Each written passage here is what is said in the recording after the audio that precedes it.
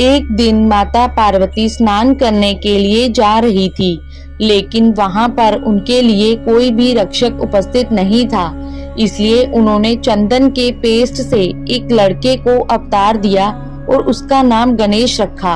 माता पार्वती ने गणेश को आदेश देते हुए कहा कि उनकी अनुमति के बिना वो किसी को भी घर के अंदर ना आने दे।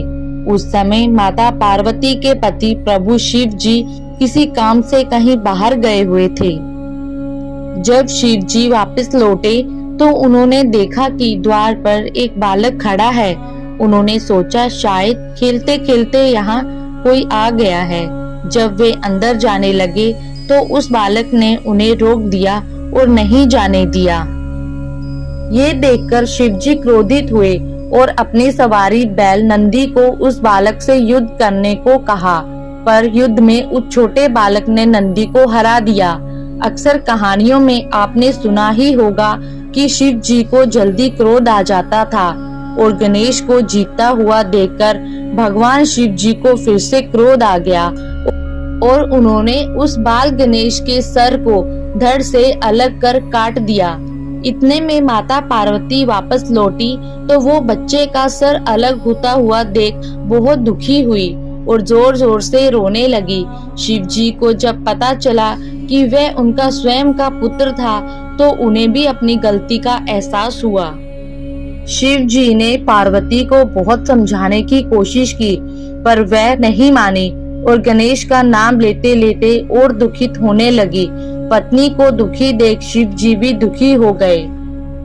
अंत में माता पार्वती ने क्रोधित होकर शिव जी को अपनी शक्ति से गणेश को दोबारा जीवित करने के लिए कहा।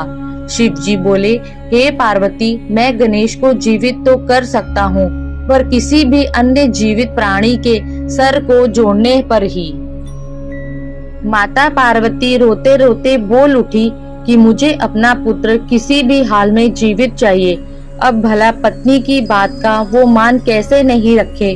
और तभी उन्होंने नंदी को आदेश दिया, जाओ नंदी, इस संसार में जिस किसी भी जीवित प्राणी का सिर तुमको मिले काट लाना।